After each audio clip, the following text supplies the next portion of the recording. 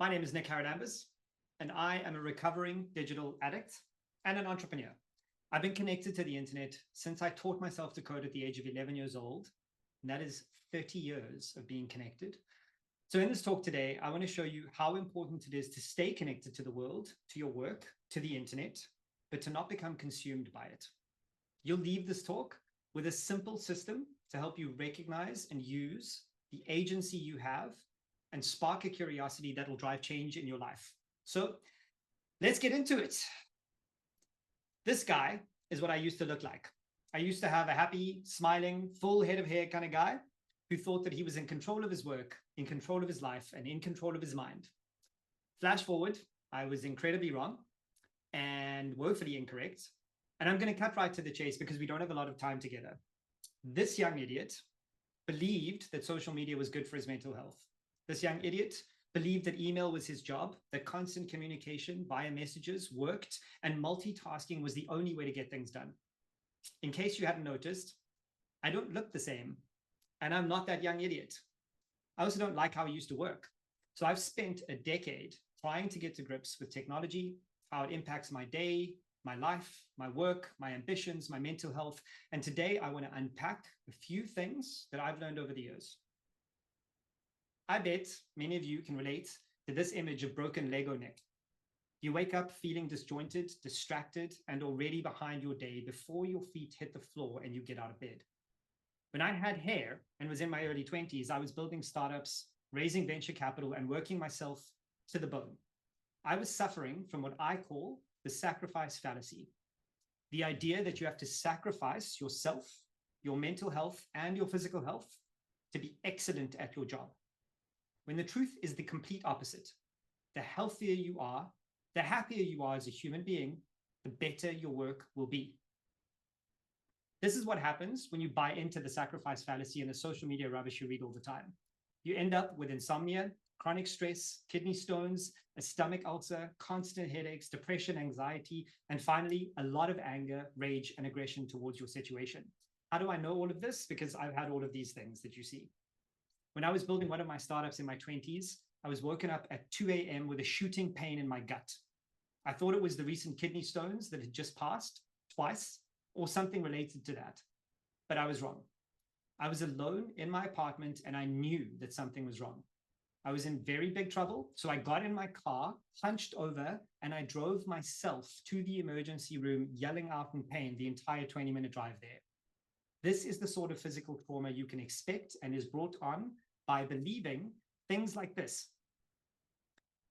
Reid Hoffman, the original post, he is the LinkedIn founder, and he believes that balance is a sign of impending failure. He says, if a founder brags about having a balanced life, I assume they're not serious about winning. And this is why I love X so much, because Jason, the founder of Basecamp, he replied and said, this is so expletive, stupid. He believes that the idea of winning at all costs is stupid. So let me ask you, how do you feel about this? How do you think your managers or leaders think about this idea? I think that this is a false dichotomy to begin with, presenting only two viable answers. You either find balance and you lose at career, or you don't find balance and you lose at your life. I think that first we need to ask ourselves what winning looks like. Is your life separate from your career? And I don't mean what other people think winning looks like. What is your idea of success? Does it align to the work that you're doing? Does it align to the friends that you have, your hobbies, your family? Have you even communicated this version of success to your colleagues and managers or partners at home? So now remember that pain in my stomach? It turns out I had a stress-induced stomach ulcer that hospitalized me for days. So where does the stress even begin? I'll bet that much like me, your anxiety and stress seeps into your bones as soon as you wake up in the morning.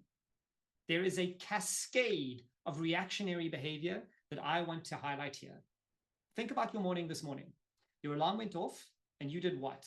What I did was unlock my phone so that I can switch off the alarm.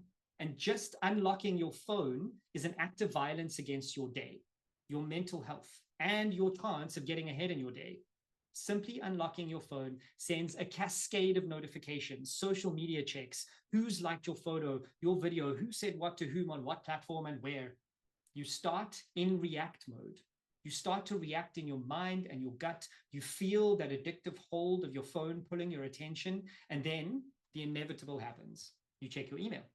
You check your Slack. You check your calendar. You see your deadlines. And the panic starts rising. It's over for us already. The second you've checked your calendar, you've officially entered react mode. So here's the thing. You're not broken because you activate react mode right out of the gates. You just happen to live in a system that profits from your attention, and nobody has pointed that out to you yet. So let me. Notifications are designed by other human beings who want you to open their app more every day. Why? Because their KPI for the quarter is active daily users.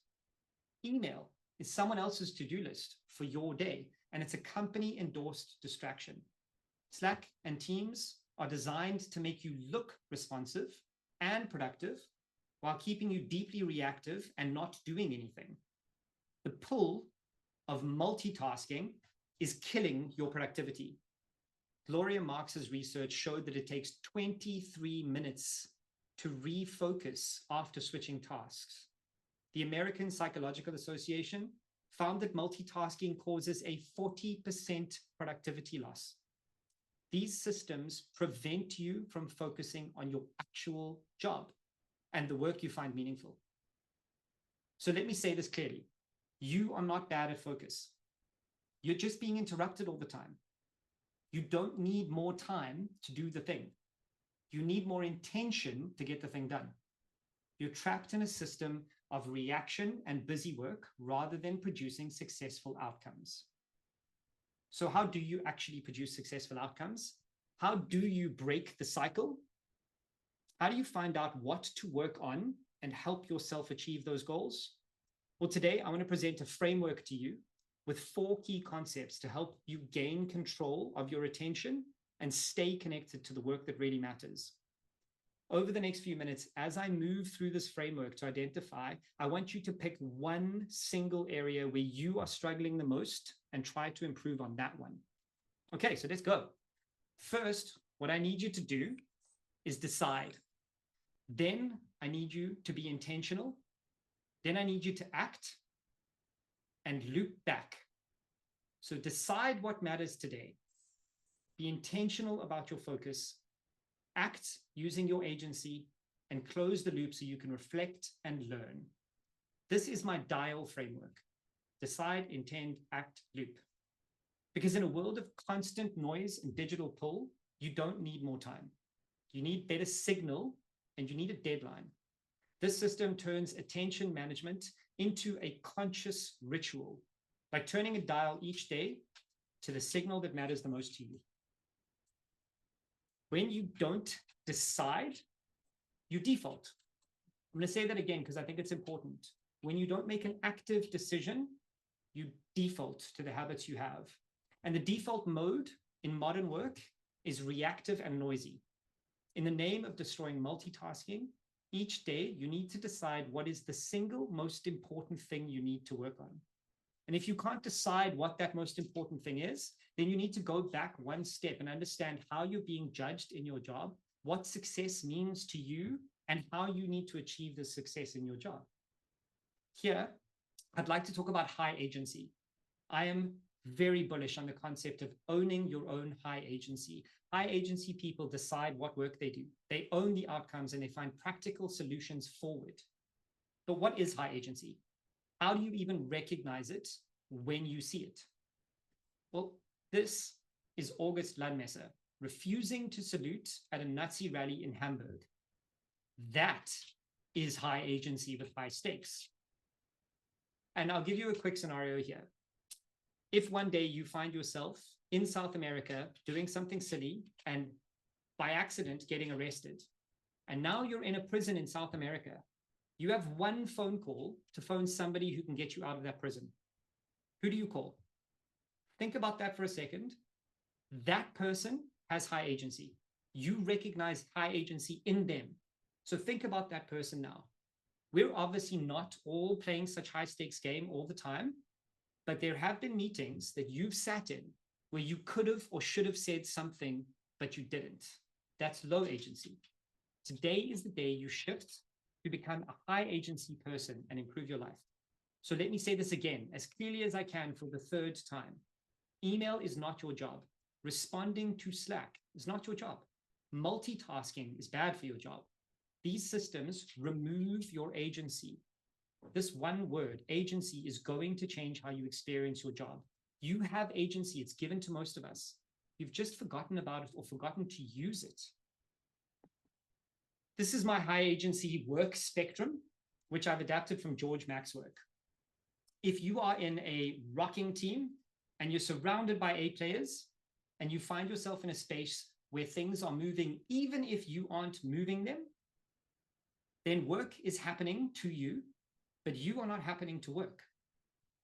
If you were sitting in this keynote today and you feel stuck with nothing to show for your first 5 months of 2025, and you feel like you're surrounded by B players, then work isn't happening to you and you are not happening to work. That is probably the worst place to be right now. You could also be the best person in your entire division, but the overall division is slowing down, suffering, and in decline. Not great, but at least you are happening to work and it's showing.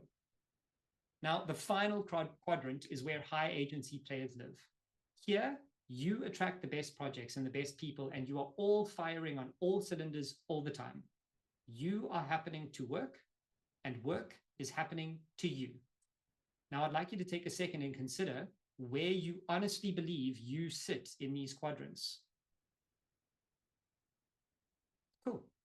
Now, one quick example of decision-making at Basecamp. It's a remote-first company that operates in 6-week cycles. Before each cycle, everyone in the company decides what to build for the next 6-week cycle, and then everything else is off the table for that period.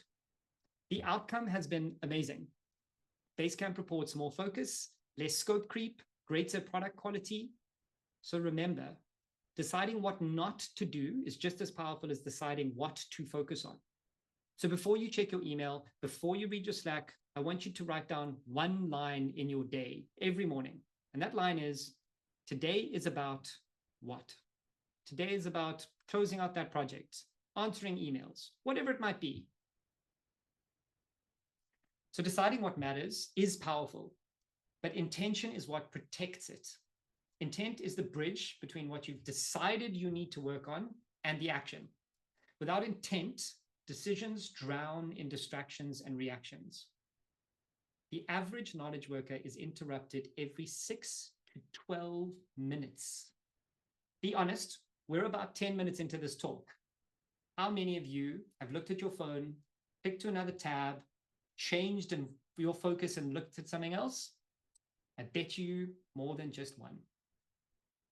Look, meetings can also easily become distractions as you bounce from one to the other with no time to actually do your work.